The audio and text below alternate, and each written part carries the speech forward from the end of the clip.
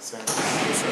City Council candidate, District 3. Yes, sir. All right, I would like to know your name, age, and marriage status. Okay, my name is Ron Sanders. My age is 58, married. Occupation? Yeah, sir. That's right. I'm a painting contractor, a retired painting contractor. Cool. And what's your political party? Democrat. Why are you interested in running for city council? I'm interested in running for city council because so long since Janet Mays have left our district, we've been out of representation. We had no one in the community or a leader speaking for a voice, a clear voice in the community. So I decided that now is the time for me.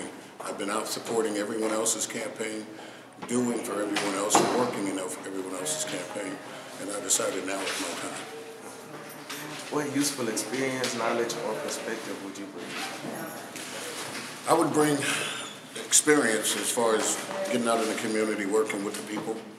My knowledge is definitely of the community, and my experience is working within the community. I've been here for about 25 years now.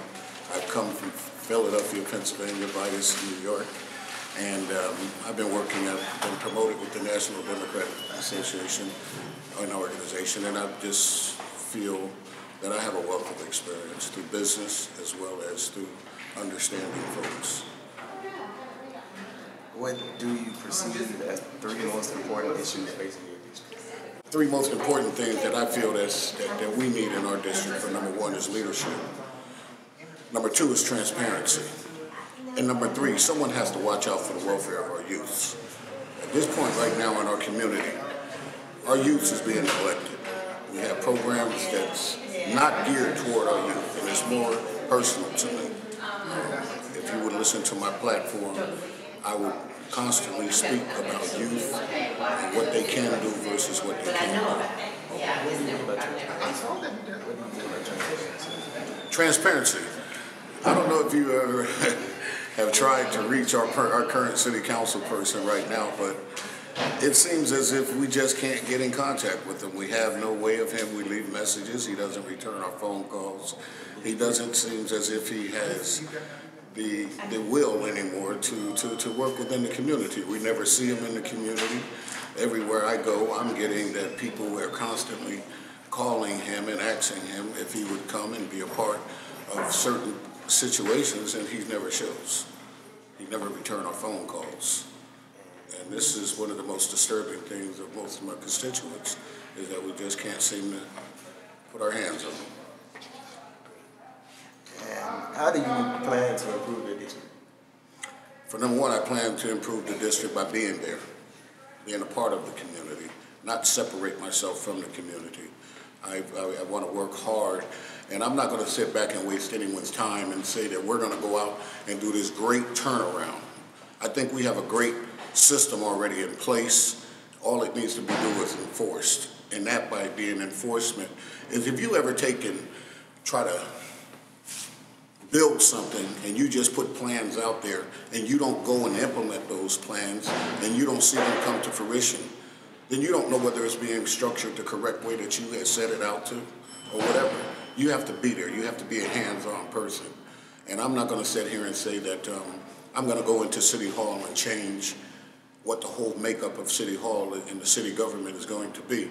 But I am going to sit at that table, and I am going to listen, and I'm going to go over the line items in the budget.